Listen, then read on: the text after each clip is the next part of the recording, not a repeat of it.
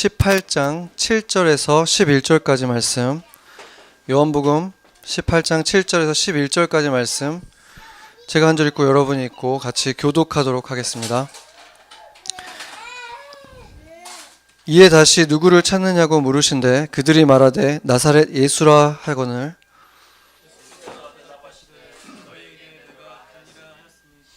듣거든 이 사람들이 가는 것을 용납하라 하시니 이는 아버지께서 내게 주신 자 중에서 하나도 잃지 아니하였사옵나이다 하신 말씀을 응하게 하려 함이로라. 이에 시몬 베드로가 칼을 가졌는데 그것을 빼어 대제사장의 종을 쳐서 오른편 귀를 베어버리니 그 종의 이름은 말고라. 예수께서 베드로더러 이르시되 칼을 칼집에 꽂으라. 아버지께서 주신 잔을 내가 마시지 아니하겠느냐 하시니라. 아멘. 네, 오늘 본문에 보면은 베드로는 칼을 뽑아들고 말고라고 하는 그 대제사장의 아마 높은 지위를 가진 종 중에 하나였을 것입니다. 그러니까 그 무리들의 그 지도자격이었던 말고라고 하는 사람들이 다 알만한 이름이었기 때문에 명시를 한 것인데 그 사람의 귀를 잘라버린 것입니다. 여기에서 보면은 이 베드로가 얼마나 대범한지 알 수 있죠. 복음서의 증언에 의하면 지금 제자들이 가지고 있는 무기는 칼 두 자루밖에 없었어요. 고작 칼 두 자루를 가진 이 어부 몇 사람이 지금 수백 명에 달하는 로마군과 성전 수비대가 합쳐져 있는 이 연합군과 한번 싸워보겠다고 지금 칼을 들고 덤벼든 것입니다. 우리 용감한 베드로가 진짜 자기들이 이길 수 있다고 생각해서 지금 이렇게 덤벼든 것일까? 그런데 우리가 이 베드로가 이렇게 용감한 분인가 생각해 보면은 잠시 후에 베드로가 도망가잖아요.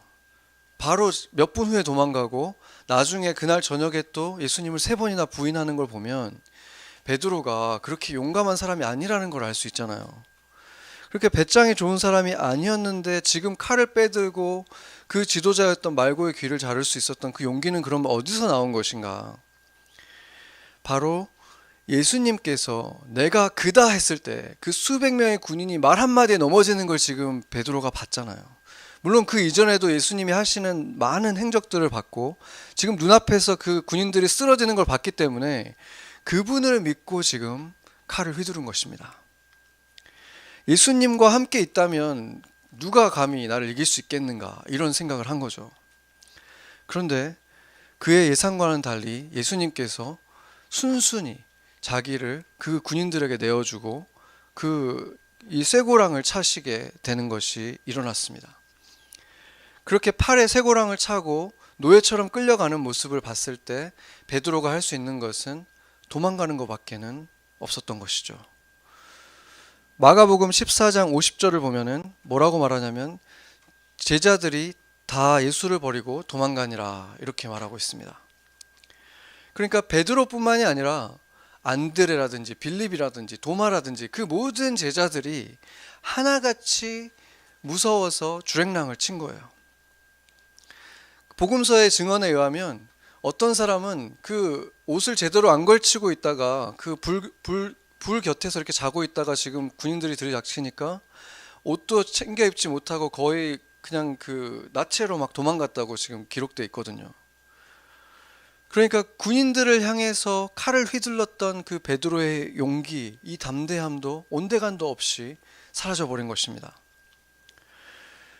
그가 믿었던 것은 보이지 않는 하나님이 아니었던 거예요. 어디에나 계시고 언제나 함께 계시는 그 하나님을 믿은 것이 아니라 당장 지금 자신의 옆에 있는 엄청난 능력을 가지고 계신 그 예수님, 눈에 보이고 만질 수 있는 그분을 믿었었다는 것입니다. 그래서 그 베드로의 지금 이 믿음을 보면은 그 자체로는 병을 고쳐주고 먹을 것을 만들어 주셔서 배가 부르게 해줬기 때문에 그를 왕을 만들어야 되겠다 해서 바다까지 지나가면서 넘어서면서 쫓아갔던 그 어마어마한 군중과 큰 차이가 없다는 것이 밝히 드러난 순간인 것입니다. 오늘 본문 18장 9절을 보면은 예수님께서 이런 말씀을 하십니다. 이들을 이렇게 자기가 붙들려 가면서 이 제자들을 이렇게 도망가게 해주신 이유는 내게 주신 자 중에서 하나도 잃지 아니하였사옵니다 하신 말씀을 응하게 하려고 하신다, 이렇게 말씀하셨는데, 이 말씀은 지금 이 사람들이 만약에 이 군인들에게 만약에 전쟁을 일으켜서, 전쟁도 아니겠죠, 싸움이 안 되니까, 그렇게 해서 만약에 죽임을 당하게 된다면 그것은 그들을 잃어버리는 것이다 라고 말씀하신 거나 마찬가지죠. 그런데 이 잃는다는 말이 만약에 육체의 죽음만을 말하는 것이라면은 결국은 이 모든 제자들이 얼마 안 돼서 죽임을 당하게 되잖아요. 베드로는 십자가에 거꾸로 매달려서 죽게 되고, 다른 제자들도 대부분 다 순교를 당하는데, 그렇다면 그들은 지켜진 게 아니잖아요. 인간적인 눈으로 봤을 때 하나님께서 그들을 지켜주지 않았죠. 왜 그렇게 처형당하는 것, 부끄럽게 죽임을 당하는 것을 그냥 내버려 두셨는가 할 수 있다는 것입니다. 그래서 지금 여기서 잃지 않는다, 잃지 않도록 내가 보존했다, 이 말은 지금 그 의미가 아니라는 것이 분명합니다.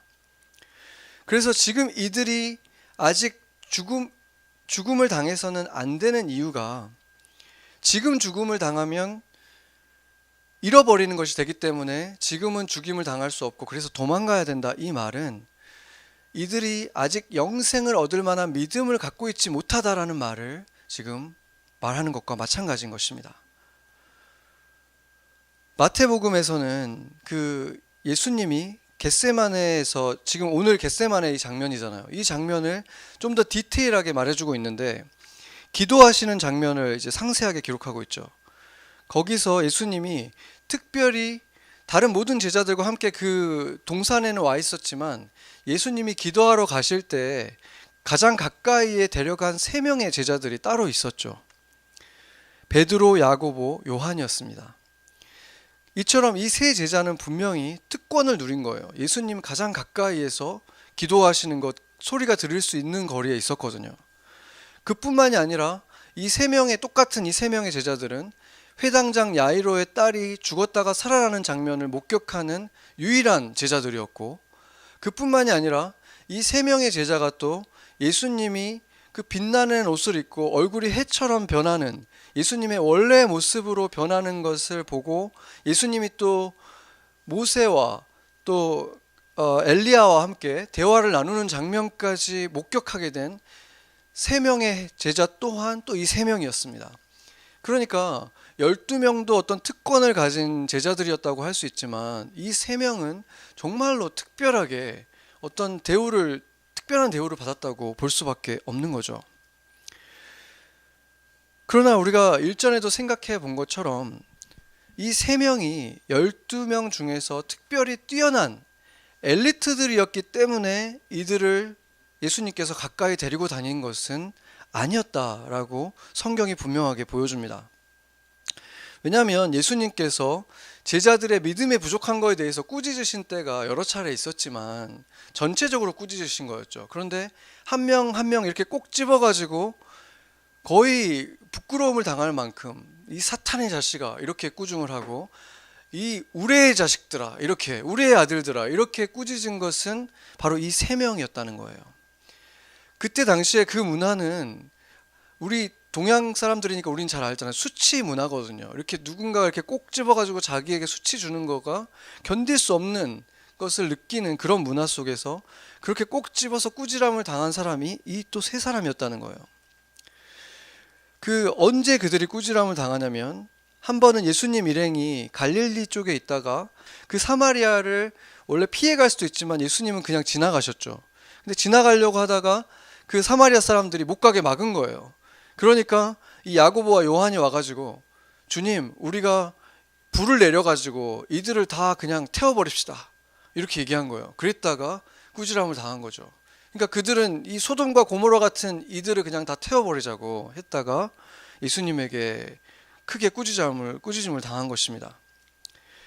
그리고 예수님께만 아니라 또 동료들에게까지 아주 크게 비난을 받은 사건을 기록하고 있는데, 마가복음 10장 37절을 한번 보면은 이렇게 얘기를 합니다. 선생님이 영광을 받으실 때 하나는 선생님 오른쪽에, 하나는 선생님 왼쪽에 앉게 해주십시오. 이게 누가 말했냐면 야고보와 요한이 말한 거예요. 그러니까 이 말을 했다가 예수님께서 너희가 지금 무슨 말 하는지 알고 그 말을 하느냐, 내 잔을 마실 수 있겠느냐 했더니 네, 우리가 마실 수 있습니다, 우리가 그 역할 감당할 수 있습니다, 이렇게 얘기를 했다가 그래, 너희들이 맡게 될 것이다, 이 잔을 마시게 될 것이다, 이런 고난에 대한 예언을 받게 되는 제자들도 바로 이 두 제자였습니다. 그래서 이것들을 통해서 보여주는 한 가지 확실한 사실은 야고보, 요한, 그리고 이 베드로라는 제자가 특별히 더 순종을 잘했다거나 성숙해서 예수님이 보시기에 참 믿을만하다, 이런 제자들이 아니었다는 것만큼은 너무나 분명하게 이 성경에 기록되어 있다는 것입니다.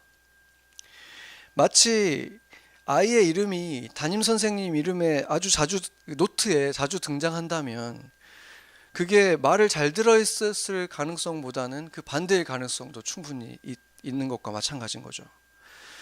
그러나 어떤 이유에서였든지 간에 한 가지 확실한 것은 이들은 결국에 예수님 가장 가까이에서 다른 12명의 제자들도 경험하지 못한 것들을 보게 되고 경험하는 특권을 누렸다는 것만큼은 부인할 수 없다는 것입니다.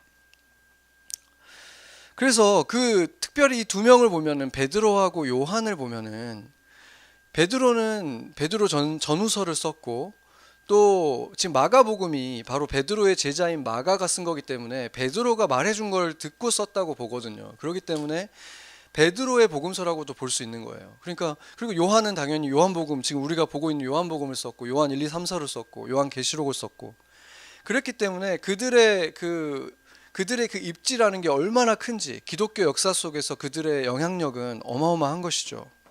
그렇기 때문에 그들은 그러한 영광을 분명히 누렸는데 가장 신기한 인물이 누구냐면 야고보라는 거예요. 야고보는 사도행전 12장에 보면은 거의 어떤 특별한 활동들이 기록되어 있지 않은 채 첫 번째 기록이 그냥 참수당한 거예요. 헤롯에 의해서 참수형을 당하는데 예수님이 정말로 예언하신 것처럼 그 고난의 잔을 마시게 된 거죠. 예수님의 잔을 마시는 일을 당한 것입니다. 그런데 야고보만 그 잔을 마실 것이라고 예언하신 게 아니었잖아요. 요한도 분명히 같이 그 예언을 받았는데 야고보는 그렇게 사역을 시작하자마자 참수를 당했는데 요한은 어떻습니까? 요한은 12명 제자 중에서도 가장 장수했던 제자였어요. 그러니까 요한복음이 쓰여진 게 AD 90년 이후기 때문에 요한이 아무리 어렸다고 하더라도, 예수님보다 훨씬 나이가 어렸다고 치더라도 최소한 70대 후반에서 대부분 다 90세까지 살았을 거라고 보는 분들도 많아요. 그러니까 지금 야고보하고 비교했을 때 그 사역을 한 기간을 한번 비교해 보세요. 비교가 안 되잖아요. 똑같은 예언을 받았는데 형은 가장 먼저 순교하고 동생은 가장 오래 사역을 하게 된 것입니다. 그 야고보가 공개적으로 처형을 당했는데 그때가 명절 때였기 때문에, 무교절이라고 하는 명절이었기 때문에 이스라엘 사람들이 그 예루살렘에 모여 있을 때 공개적으로 처형을 했는데 유대인들이 아주 기뻐했다 그래요. 그걸 보고 너무 흡족해하니까 그 다음에 붙잡은 것이 베드로였죠. 그래서 베드로를 붙잡았는데 여러분들이 잘 알다시피 베드로는 어떻게 됩니까? 천사가 구해주잖아요. 하나님이 천사를 보내줘서 죽임을 당하지 않고 구원을 받아요. 이런 걸 보면은 너무 불공평하지 않습니까? 야고보는 그냥 그렇게 죽게 놔두시고 베드로는 그렇게 기적적으로 자고 있는 베드로를 쳐서 깨워서 구해주셨어요. 그뿐 아니라 그 둘을 빼고 또 나머지 모든 제자들은 아주 편안한 곳에서 숨어가지고 있었잖아요. 얼마나 불공평합니까? 야고보의 삶에 대해서 우리가 그래서 그가 그렇게 순교를 함을 통해서 어마어마한 일이 일어났겠지, 이렇게 의미를 부여하려고 성경을 이렇게 자세히 들여다봐도 그 순교 때문에 부흥이 막 그 즉시 막 일어났다, 이런 기록은 되어 있지가 않잖아요. 그래서 그가 죽은 것에 대해서 우리가 생각을 해보면은 죽임을 당한 때가 무교절이라고 했기 때문에 그 오순절날 교회가 태동하고 나서, 그러니까 한 10개월 정도 후거든요. 오순절 때부터 성령이 임하고, 그때부터 교회가 이제 온 세상으로 뻗어나가기 시작하고 이제 복음 전파가 되기 시작했는데, 그러니까 길게 잡아도 야고보가 복음을 전하면서 사역을 할 수 있었던 기간은 10개월밖에 안 되는 거예요. 아무리 길게 잡더라도. 그런데 요한은 그 이후에 최소 60년을 사역을 한 거예요. 그러니까 그만한 차이가 난다는 거죠. 그렇지만 그 10개월이라는 시간이 과연 부족한 시간이었는가 하는 것은 우리가 사실은 판단할 수가 없다는 것입니다. 사도들 가운데 하필 야고보가 왜 가장 먼저 붙잡혔을까를 생각해 봐야 된다는 거죠. 야고보가 처형당했을 때 유대인들이 왜 그렇게 크게 기뻐했을까를 생각해 봐야 된다는 것입니다. 그 야고보가 그들 눈에 가시거리였던 거예요. 누구보다도. 그리고 베드로가 첫 번째가 아니라 이 야고보를 첫 번째로 붙잡았다는 것은 그가 누구보다도 열정을 가지고 복음을 전파하고 있었다는 거죠. 두려워하지 않고. 다른 제자들은 숨어 있었잖아요, 많이. 그런데도 가장 용기 있게 열정을 가지고 하다가 붙잡힌 거죠. 그렇기 때문에 그가 그렇게 그들 사이에서도 대표성을 가졌던 인물이라는 것을 우리가 충분히 유추할 수 있다는 것입니다. 물론 그는 너무나 짧은 시간 동안 사역을 할 수밖에 없었지만, 보이지 않는 세계에서 그를 판단하자면 눈으로 볼 수 없는 하나님 나라에서는 그나 베드로나 마찬가지로 베드로에게 조금도 손색이 없이, 요한에게도 조금도 손색이 없이 분명히 예수님의 우편이나 좌편에 서 있을 거라는 것입니다. 왜냐하면 그는 그에게 주어진 잔을 다 마신 것이기 때문입니다. 지난주에는 그 마틴 루터킹 데이가 있었잖아요. 젊은 나이에 살해를 당한 그의 죽음은 분명히 비극이었죠. 그를 살해한 인종주의자들의 그 살해 행위는 비난받아 마땅하고 눈꽃만큼의 정당성도 주어질 수가 없습니다. 그러나 또한 온 세상의 주인이신 하나님을 믿는 우리는, 참새 하나도 하나님의 허락 없이 떨어질 수 없다고 믿는 우리는 그 비극도 결국은 하나님의 허락 없이 일어날 수 없다고 믿을 수밖에 없는 것입니다. 그런데 그와 한 시대를 살아갔고 함께 동역하기도 했던 또 다른 한 분, 하나님에게 정말 놀랍게 쓰임받은 분이 있었죠. 빌리 그레함 목사님이었습니다. 빌리 그레함 목사님을 생각하면 저도 최근에 안 것인데, 저는 당연히 마틴 루터킹 목사님 훨씬 오래전 분이라고 생각을 했어요. 그런데 알고 보니까 빌리 그레함 목사님이 마틴 루터킹 주니어 목사님보다 11살이 더 많더라고요. 우리가 그렇게 느끼는 이유가 빌리 그레함 목사님 거의 100살을 사신 거예요. 1918년생인데 2018년에 소천을 하셨기 때문에 거의 100년을 사신 거죠. 그분도 정말 21세기에 정말 탁월한 설교가고 많은 영향력을 끼친 분이잖아요. 전 세계에 많은 대통령들에게 자문을 하시기도 했고, 그런데 그분과 동시대를 살았고 심지어 나이가 더 어렸던 분이고, 그분도 이 빌리 그레함 목사님 못지않게 많은 일들을 하실 수 있었던 분일 텐데, 그분은 지금 제 나이보다도 어린 39의 나이에 죽임을 당한 거예요. 얼굴에 총을 맞고 정말 비참하게 살해를 당한 거죠. 이렇게 하나님이 사랑하는 사람들인데, 분명히 쓰임을 받은 분들이지만 이들의 삶의 마지막은 이렇게 극단적으로 차이가 날 수 있다는 것입니다.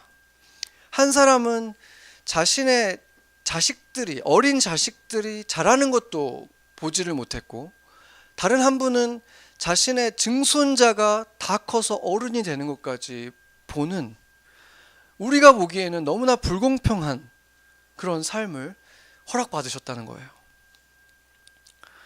그러나 예수님의 약속을 믿는 우리는 보이지 않는 세계에서, 영원 속에서 그것은 결코 불공평한 일이 될 수 없는 것입니다. 예수님을 믿었기 때문에 영원 속에서 그 두 분 다 잃어버리지 않은 자들이었고, 한 영혼이라도 그분들을 통해서 그 영원한 생명을 얻게 되었다면, 그 도움을 받게 되었다면 그들의 삶 또한 무한한 가치를 갖게 되는 것이기 때문입니다. 그리고 그들이 어떠한 죽음을 맞았던지 간에 그들의 영원한 몸은, 영생하는 그 몸은 주님이 약속하신 대로 머리털 하나 상하지 않았기 때문인 것입니다. 아멘. 한 사람은 끝까지 다 쓰임을 받았고, 다른 한 사람은 너무 아깝게 일찍 잃어버린 것이 아니었다는 것입니다.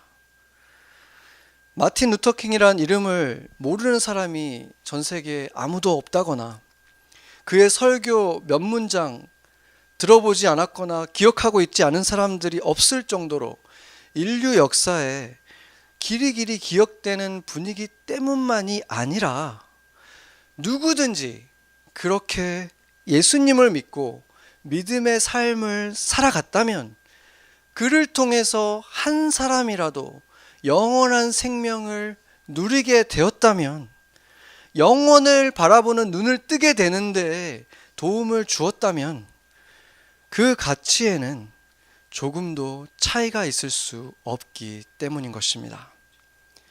영원은 한 명이든 만 명이든 다 무한대이기 때문인 것입니다. 우리가 온전히 다 이해할 수는 없겠지만, 성경에서 하나님이 드러내 주신 것들로 우리가 이해할 수 있는 것은, 예수님은 결코 제자들을 차별하시지 않았다는 것입니다. 요한계시록에는 하늘의 예루살렘에 12사도의 이름이 기록된 12기초석이 등장하고 있습니다. 계시록 21장 14절을 보겠습니다. 제가 읽겠습니다. 그 성의 성곽에는 12기초석이 있고 그 위에는 어린 양의 12사도의 12 이름이 있더라. 아멘. 물론 이것은 상징적인 것이지만 12기초석 안에 이름에는 베드로도 있고 요한도 있고 야고보도 있다는 것입니다. 그리고 그들의 그 비석의 그 기초석의 크기가 어떤 것은 더 크고 어떤 것은 더 웅장하지 않는다는 것입니다. 야고보는 그에게 주어진 삶의 그 잔을 다 받아냈기 때문인 것입니다. 소명이나 부르심이라고 부르는 것, 나를 통해서 주님이 이 땅에서 이루시고 싶어 하시는 일, 내게만 주어진 예수님의 잔이 있는 것입니다. 그것을 다른 사람들과 비교하는 것처럼 어리석은 일은 없는 것입니다. 비교의 대상이란 존재할 수 없기 때문입니다. 우리는 각자 각자에게 주어진 잔이 있기 때문에 그것을 누구하고 비교하겠습니까? 그리고 우리가 어리석게도 그것을 비교하기 시작하는 순간 우리에게 일어나는 일은 시기와 질투가 일어나고, 그것은 즉시 그 사랑을 식어지게 만들어 버립니다. 형제 간에도 둘이 비교의 대상이 되는 순간 사랑은 들어갈 자리를 잃어버리는 것입니다. 토마스 아퀴나스는 사랑은 그 사람이 잘 되기를 원하는 마음이다, 이렇게 말을 했습니다. 그런데 시기와 질투는 어떻습니까? 그 사람이 나보다 잘 되기를 원치 않는 마음이잖아요. 그러니까 사랑의 반대말이 여러 가지가 있지만 너무나 중요한 사랑의 반대말이 바로 이 시기와 질투라는 것입니다. 그러니까 사단이 이것을 얼마나 즐겨 사용하겠습니까? 우리는 각자에게 주어진 잔이 있는데 그것을 잃어버리면 누군가와 비교하기 시작하는 것입니다. 다른 사람의 고통을 보면서도 비교하는 거예요. 그러면은 비교를 하는 순간 그 사람의 고통을 내가 느끼기 시작하는 게 아니라, 너는 이런 것들도 다 가졌는데 왜 그런 걸 가지고 힘들어하니? 이렇게 바라보게 되는 거예요. 사랑할 수 없게 되는 것입니다. 그런데 내가 없어서 고통하는 그 사람, 내가 없어서 고통하는 바로 그것을 가지고 있는 그 사람은 고통이 없다는 것을 여러분이 어떻게 합니까? 전혀 그렇지 않은 것입니다. 그에게만 주어진 잔이 있고 그가 가지고 있는 고통이 있는 것입니다. 그것을 인정할 때만, 내가 그것을 알 수 없지 인정할 때만 사랑을 시작할 수 있는 것입니다. 그래서 생각해 보면 결국 고통에는 객관적이라는 것이 있을 수가 없는 거예요. 객관적인 고통이란 존재하지 않습니다. 객관적이지 않다면 비교는 불가능한 것입니다. 고통은 언제나 주관적이다. 그래서 기준도 있을 수 없고 누구와 비교도 할 수 없다. 각자의 십자가가 있고 나에게만 주어진 예수님의 잔이 있다. 이 진리를 붙들어야만 사랑을 시작할 수 있다는 것입니다. 제가 존경하는 어떤 선교사님과 대화하다가 이런 말씀을 해주셨어요. 다른 사람이 자기가 보기에는 이 사람은 뭐 잘 되고 있는 게 되게 많으니까 어떤 고통에 대해서 나눠주는데 저걸 왜 저런 걸 힘들어할까 이런 생각이 들었대요, 마음속에. 그런데 그런 생각이 들 때마다, 그러면은 당연히 기도를 하면서도 이게 진심이 되짓기가 어렵잖아요. 그랬을 때 이상하게 그런 느낌을 배우게 되는 일들을 경험했다는 거예요. 자기에게 그 비슷한 일들을, 그 전에는 그런 경험을 해본 적이 없는데 왜 저 사람은 저런 걸 힘들어하나 했는데 그런 걸 힘들어하게 되는 일을 자기가 겪게 되더라는 거예요. 근데 그게 반복적으로 일어나더라는 거예요. 근데 제가 그 얘기를 듣고 깜짝 놀란 게, 저도 그런 경험들을 몇 번을 반복적으로 하게 됐거든요.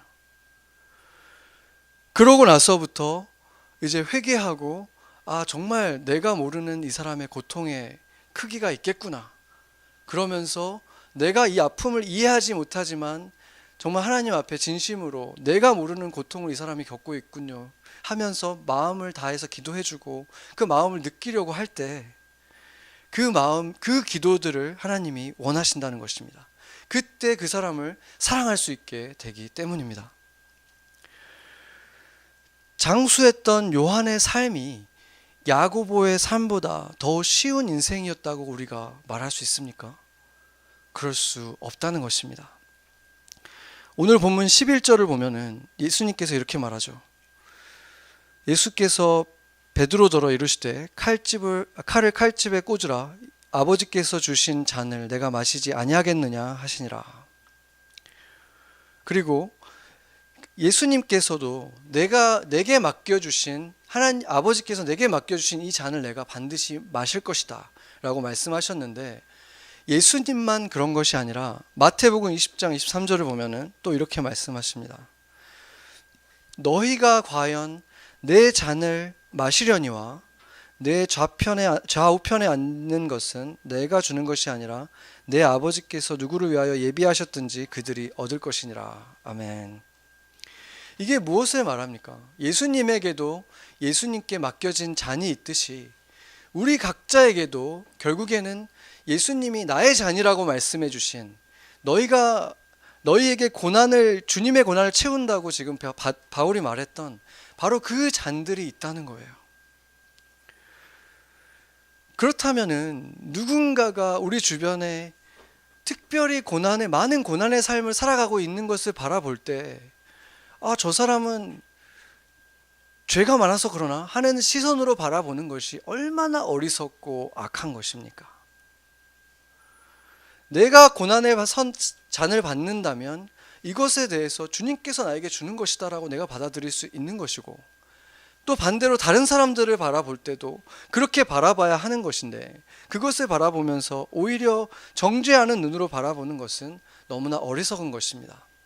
사실상 성경에 등장하는 제자 중에서 가장 많은 고통을 당했던 바울이 누구보다도 예수님을 닮았던 제자였고, 그가 쓴 성경이 하나님의 말씀이 되었다는 것은 주님께서 가장 인정해 준 제자이기도 했다는 것이 아닙니까?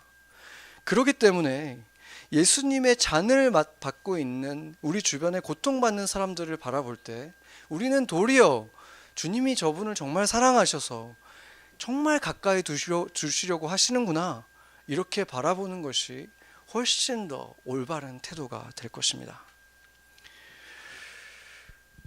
오늘 본문의 베드로는 아직 예수님을 올바로 믿고 있지 못했다는 것이 분명히 드러났습니다. 그런데 우리가 사도행전으로 넘어가서 이 베드로를 바라보면 베드로는 마치 예수님이 바로 옆에 있었을 때 용감무쌍했던, 아무것도 눈에 뵈는 게 없이 예수님만 있으면 겁날 게 아무것도 없던, 그 수백 명의 군인도 이길 수 있을 것처럼 덤볐던 그 베드로의 모습이 되어 있는 것을 우리가 보게 됩니다. 예수님은 지금 옆에 없는데 베드로가 다시 어떻게 이렇게 용감해진 것입니까? 몇 번을 때리고 한 번만 더 복음 전하면 이제 너는 죽을 수도 있다고 했는데 또 전하잖아요. 이 베드로가 어디서 그런 담대함이 생긴 것입니까? 예수님이 떠나시면서 약속하셨잖아요. 너희에게 내가 보혜사 성령님을 보내줄 것이다. 그 성령님이 오셨기 때문에 그런 것입니다. 그에게 그 성령님이 임했기 때문에 바로 예수님이 자기 옆에 있는 것처럼 그렇게 담대해진 것입니다. 그리고 오순절날 성령이 강림해서 교회가 생긴 이래로 복음을 듣고 예수님을 자신의 주인으로 모신 모든 그리스도인들에게도 동일한 일이 일어났습니다. 아멘. 바로 그 성령이 저와 여러분하고도 함께하고 있다는 것입니다. 그 겁쟁이 베드로를 죽음도 두려워하지 않는 사도로 바꾼 그 성령이 저와 여러분에게도 함께 있다는 것입니다. 믿으십니까? 아멘. 여러분은 여러분을 위해서 십자가를 지시고 죽으셨고 부활하셨고 승천하신 그 예수님이 성령으로 여러분과 함께하고 있다는 사실을 믿으십니까? 그 사실을 믿는다면 우리 또한 그렇게 용기 있는 사람들이 될 수 있다는 것입니다. 그 엄청난 변화를 일으킨 것은 다름이 아닌 우리 안에 있는 그 성령님이라는 것입니다. 지금 이렇게 온라인으로까지 예배를 드리는 여러분들, 여러 가지 불편함들이 있지만 내가 그래도 예배를 드려야지, 아마 이렇게 집중하기도 어려울 거예요. 작은 스크린으로 보는 분들도 많을 것이고, 그럼에도 불구하고 내가 정말 기를 쓰고 집중하려고 하고 졸지 않으려고 하고 지금 예배를 드리려고 하고 있다면 이런 일들 또한 성령님이 없이 일어날 수 없는 일이라고 저는 믿습니다. 아멘. 예수님이 내 삶의 주인이라고 실제로 믿고 있다면 그것은 성령이 없이는 일어날 수 없는 일이라고 성경이 말하고 있고, 특히나 지금과 같은 이런 시대에 내가 주님을 예배하려고 스트럭을 하고 있다면 그것은 성령이 없이 있을 수 없는 일입니다. 오늘 본문에 하나같이 다 도망갔잖아요. 한 명도 남기지 않고 다 도망갔던 이 겟세마네의 제자들이, 예수님을 모른 척했던 이 베드로가, 그들이 도망갔지만 그래도 핑계할 수 있는 이유가 있죠. 왜 그렇습니까? 이 겟세마네의 제자들은 우리가 지금 가지고 있는 그 성령님을 아직 가지고 있지 못했어요. 아직 오순절이 오기 전이었잖아요. 그런데 우리는 그런 핑계를 댈 수가 없다는 것입니다. 우리에게는 그 성령이 임해 있잖아요. 이제 그것은 그들처럼 아직 성령이 없잖아요 라는 말을 할 수가 없다는 것입니다. 그렇다면 우리는 이제 질문을 해봐야 되는 것이죠. 왜 우리는 성령이 있는데 마치 겟세마네의 제자들처럼 살아가고 있을까? 왜 우리는 아직도 겁을 내고 도망가고 용기가 없을까? 왜 성령의 능력을 경험하지 못하고 무기력한 삶을 살아가고 있을까? 예수님을 믿는데 분명히 성령이 거하고 있는데도, 예수님이 나의 주인이라는 것에 조금 더 흔들림 없는 믿음이 있는데도 불구하고 능력이 없다면 우리가 흔히 말하는, 뭐라고 말합니까? 믿음이 부족하다 이렇게 말하잖아요. 믿음이 없어서 그래, 믿음이 부족해서 그래 이렇게 말하잖아요. 그런데 이 믿음은 우리가 복음을 안 믿는 게 아니잖아요. 내가 지금 우리가 방금 말했던 이런 것들을 안 믿기 때문에 이것은 뭐 많고 크고의 문제가 아니거든요. 이것은 믿느냐 안 믿느냐의 문제일 뿐이잖아요. 예수님이 정말로 나의 주인이라고 믿느냐 안 믿느냐의 차이예요. 믿었으면 끝난 거잖아요. 믿잖아요. 그렇죠. 그렇기 때문에 이것은 믿음이 없다 있다의 문제가 아닌 거예요. 이것은 왠지 크고 작음의 문제 같이 느껴지죠. 그렇기 때문에 지금 말하는 이 믿음은 사실상 용기인 것입니다. 용기가 부족한 거예요. 내 안에 믿음은 있는데 그것을 행할 용기가 부족하다는 거예요. 내 안에 살아계시는 그 하나님이, 그 성령으로 함께 하시는 예수님이 일하실 수 있도록 내가 걸음을 옮겨야 되는데 그걸 안 하기 때문에 무기력하고 경험할 수가 없다는 것입니다. 그것을 주저하고 있기 때문에 주저하는 만큼 경험할 수가 없다는 것입니다. 그 전기 자전거 중에서 페달을 밟을 때만 나가는 자전거를 제가 말한 적이 있죠.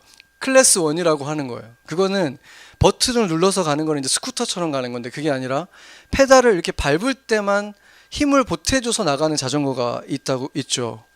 제가 전에 우리 형제들하고 함께 자전거를 한번 탔는데 제가 낙오를 한번 했어요. 그 공원에서 자전거를 타다가. 그래서 안 되겠다. 이 젊은 청년들, 힘 좋은 청년들하고 타려면 나는 전기 자전거가 필요하다 해가지고 맨하탄을 가기 위해서는, 그래가지고 전기 자전거를 제가 타고 이 형제들과 함께 조지 워싱턴 브리지를 건너고, 그때까지는 근데 이제 전기를 아직 안 썼어요. 전기를 안 쓰고 미안하더라고. 민망하기도 하고 미안하기도 하고. 그래서 전기를 안 쓰고 어쨌든 그 허슨 리버 사이드를 이렇게 타고 다시 돌아왔는데 마지막에 어마어마한 경사가 있었어요. 거의 한 30도는 되는 것 같아요. 거의 우리 느낌에는 한 이만큼 과장해서 엄청나게 높았어요. 그래서 결국에는 우리 형제들도 다 내려오더라고. 그쵸? 끝까지 탔었나요, 한 명이? 그쵸? 탔나? 다 못 탔죠? 네. 그래서 다 내려오는 거예요, 결국에. 그때 제가 전기를 켰어요. 그래서 저 혼자만 안 내려오고 밟으면서 올라갔어요. 그랬는데 진짜 도저히 올라갈 수 없는 곳인데 이렇게 발을 밟으니까 쑥 나가는 거예요, 진짜. 근데 느낌에는 제가 타는 것 같아요. 제가 진짜 밟는 것 같은데 힘이 훨씬 세지는 거죠. 제 힘을 넘어서는 힘으로 갑자기 슈퍼파워가 생기는 것처럼 쑥 올라가가지고 이제 저는 딱 올라가고 이분들이 이제 헥헥거리면서 올라와가지고 이제 한참 쉬다가 이제 갔던 기억이 나는데, 성령의 역사가 정말 그것하고 비슷한 거예요. 물론 성령님께서 하나님이시기 때문에 언제든지 그분이 원하시면 정말 특수한 상황에 우리를 그냥 어마어마하게 어떤 빛과 같은 속도로 움직이시기도 하시는 거예요. 우리의 의지와 상관없이 여기서 여기로 옮기시고 어떤 일을 하게 하실 때가 있지만, 성경에서 아브라함도 그런 경험을 한 것은 손에 꼽아요. 100살을 넘게 산 그분이 그런 경험을 한 거는 손에 꼽는 정도밖에 없었어요. 그렇게 하나님을 만난 거는. 근데 대부분의 시간은 그러면 어떻게 보냈습니까? 하나님이 어떻게 뭘 하기를 원하시는가 생각하면서 믿음의 걸음을 옮겼어요. 그래서 믿음의 조상이 된 거예요. 그렇기 때문에 우리 삶에서도 마찬가지예요. 하나님께서 때로는 정말로 기적적인 방법으로 우리를 움직이실 때가 있어요. 우리 의지와 상관없이 이끌어 가실 때가 있어요. 그렇지만 대부분의 삶 속의 일상에서는 하나님이 원하시는 것이 무엇인가 우리가 깨닫고 용기의 걸음을 할 때 거기에 주님께서 힘을 주시고 능력을 주셔서 내가 할 수 없는 일들을 하게 하신다는 거예요. 그게 나와 함께 역사하시고 살아가시는 주님이 원하시는 바로 성령 충만한 삶이 그렇게 이루어진다는 것입니다. 아멘. 그날 밤 주랭랑을 쳤던 그 제자들이 오순절에 그 성령을 받고 나서 그들도 그렇게 하나님이 이것을 원하시지 그러면 그것을 행하고, 그때마다 하나님이 함께 해주시고 그렇게 놀라운 일들을 행했다는 것입니다. 그 성령님이 여러분과 함께 하십니다. 아멘. 그리고 그 성령님이 여러분과도 그 놀라운 일들을 하고 싶어 하십니다. 아멘. 그거를 하시기 위해서 그 힘을 주셨는데 우리가 지금 그것을 사용하고 있느냐, 이것을 생각해 봐야 되는 것입니다. 우리 시대 최고의 신학자 중에 한 분으로 꼽히는 분이 작년에 소천하신 분인데 J.I. 패커라고 하는 분이 있습니다. 이 영국 분인데 그분이 이렇게 말했어요. 그리스도인의 삶의 목적을 아주 단순화해서 말하자면 첫째는 하나님을 위해서 사는 것이고, 둘째는 다른 이들을 위해서 사는 것이고, 셋째는 자기 자신을 위해서 사는 것이다, 이렇게 말을 했습니다. 근데 이 말씀이 굉장히 가슴을 울리는 이유는 이게 그분의 말이기 때문이 아니라 성경의 가르침을 그대로 요약했기 때문에 그런 것입니다. 이 순서를 생각하면서 삶의 기준을 삼는 거예요. 이것이 하나님을 위한 것인가? 이게 다른 이들을 위한 것인가? 내 주변의 다른 이들을 위한 것인가? 그리고 나서 나를 위한 것인가? 생각하라는 거예요. 그렇다고 해서 내 삶이 희생당해지겠습니까? 이렇게 하면 내 삶이 훨씬 더 행복해지는 거예요. 하나님이 원하시는 목적대로 살아가게 되는데 내가 내 거 안 챙긴다고 해서 그게 안 주어지겠습니까? 그의 나라와 의를 구하면 너한테 필요한 거 주님이 안 구해도 주신다고 약속하셨는데 그렇지 않겠습니까? 이게 그리스도인들의 삶의 기준이 돼야 된다는 거예요. 그것이 바로 성령 충만한 삶의 비밀이라는 것입니다. 그렇게 그 순서를 항상 생각하면서 삶의 기준으로 삼고 용기를 내서, 세상 사람들은 다 거꾸로 살아가는데 반대로 하잖아요. 거꾸로 살아가는데 나는 반대로 이렇게 해야지, 그걸 하려면 용기가 필요한데 용기를 내서 그렇게 해나갈 때 바로 성령님이 도와주지 않으면 안 되는 삶을 살아갈 때 도와주신다는 것입니다. 그런데 우리가 세상 사람들처럼 그 정반대의 순서로 나와 내 가족, 내 자식들 먼저 생각하고, 그 다음에 내 주변의 사람 생각하고, 하나님 나라는 그 다음이고, 이렇게 살아가면서 삶이 무기력하다면 너무 당연한 거 아닙니까? 성경에서 말하는 것과 거꾸로 살고 있는데, 그런데도 성령 충만하면 그게 이상한 거 아닙니까?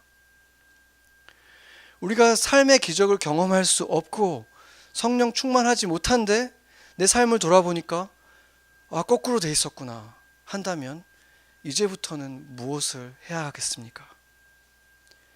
저는 이 충만함이라는 말을 너무 좋아하는데, 이 말은 그냥 이렇게 꽉 차가지고 찰랑찰랑 한다는 얘기가 아니에요.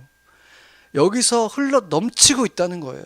다윗이 말한 것처럼 그 기쁨에 젖어서 내 잔이 넘치나이다. 바로 그것이 주님이 말하는 그 배에서 생수의 강이 흘러 넘쳐 나오리라, 강이 돼서 나온다는 거예요. 그냥 송송송 샘이 아니라 그 샘이 강이 돼서 흘러가서 온 누리까지 가게 하는 거예요. 주님께서는 그걸 보고 싶은데, 그걸 보시려면, 그게 내게 일어나려면 내가 뭘 행해야 되는 거예요. 내가 그것을 믿음으로 용기를 내서 옮겨야지 일어난다는 것입니다. 여러분 안에 계신 성령님이 여러분과 함께 무엇을 하길 원하십니까? 하나님을 위해서, 그리고 지금 이 1년 가까이 보지 못한 이 교회 형제 자매들을 위해서, 또 내 직장의 동료나 내 이웃들을 위해서, 그리고 나를 위해서 무엇을 하길 원하십니까? 그것을 찾아야만 우리의 인생은 하루를 살아도 영원한 가치를 갖게 되는 것입니다.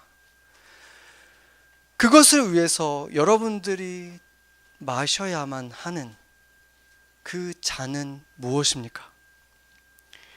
여러분은 성령 충만을 포기하면서 그 잔을 내려놓겠습니까? 아니면 그 잔은 쓰겠지만 그것으로 인해서 내가 성령 충만해질 것이고 내 주변의 사람들이 나를 통해서 그 성령 충만함의 열매들을 누리게 될 것이라는 것을, 그것을 믿고 주님께서 지금 내 이 육신의 한계를 뛰어넘어서 바로 이 베드로와 함께 하셨던 것처럼, 제자들과 함께 하셨던 것처럼 그들의 그 연약함을 뛰어넘어서 행하신 그 일들이 여러분의 삶에도 일어나기를 원하십니까? 여러분은 어떤 삶을 선택하시겠습니까?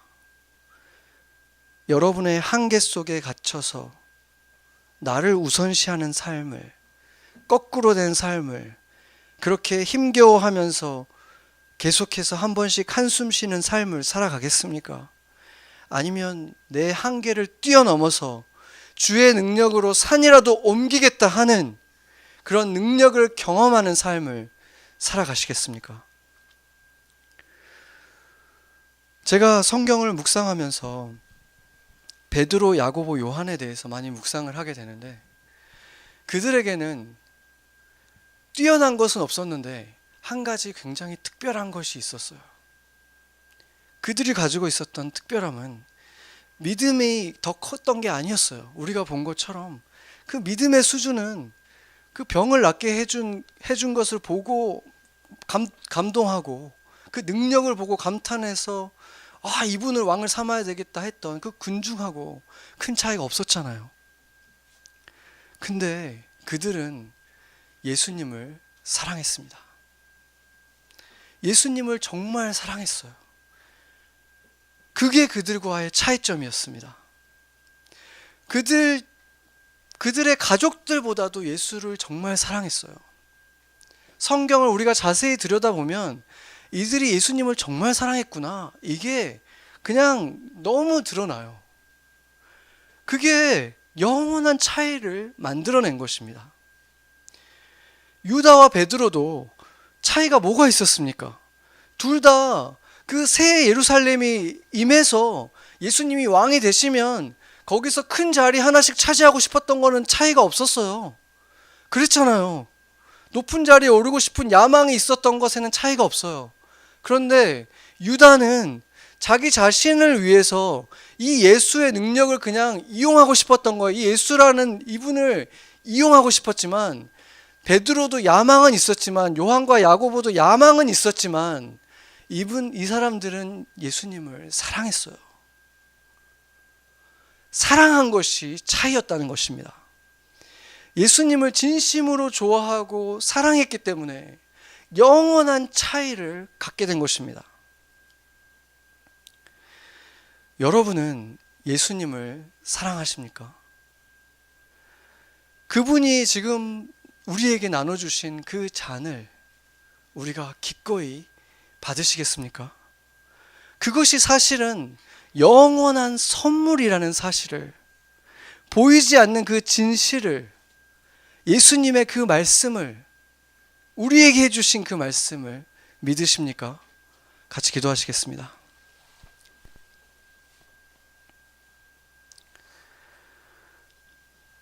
오직 여호와의 율법을 즐거워하여 그의 율법을 주야로 묵상하는도다. 그는 시냇가에 심은 나무가 철을 따라 열매를 맺으며 그 잎사귀가 마르지 아니함 같으니 그가 하는 모든 일이 다 형통하리로다.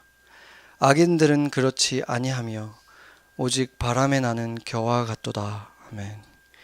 우리에게 보혜사 성령님을 보내주신 주님, 우리가 우리 손에서 떠나지 않고 우리 눈에서 떠나지 않는 이 작은 스크린을 통해서 다른 어떤 것보다도 주의 말씀을 사랑하는 주님이 내게 주신 편지로 여기며 주야로 묵상하게 하여 주시옵소서. 주의 말씀을 기준으로 생각하고 말하고 행하며 살게 해 주시옵소서. 그렇게 우리가 주님이 세상에 보내신 빛, 잎사귀가 마르지 않는 생명력으로 그 생명 흘려보내는 강물이 되어서 온 누리에 흘러가게 하여 주시옵소서. 악인들처럼 말씀을 등한시하고 눈길도 주지 않아서 바람에 나는 겨와 같이 되지 않게 하여 주시옵소서. 주의 말씀을 펼 때 때로는 이해되지 않아도, 아빠의 편지를 다 이해하지 못해도 받아보는 것만으로 기뻐하는 아이처럼 행복하게 주의 말씀을 사모하게 하여 주시옵소서. 예배에서 주의 음성을 듣게 하여 주시옵소서. 내 안에 살아계신 성령님이 내 안에서 흥왕하여 충만하게 하시도록 매일 주님과 함께 걷는 용기를 부어주시옵소서. 그렇게 주와 함께 동행할 때 또 한 번 빛나는 일주일을 우리 모든 성도들의 일상에 허락해 주시옵소서.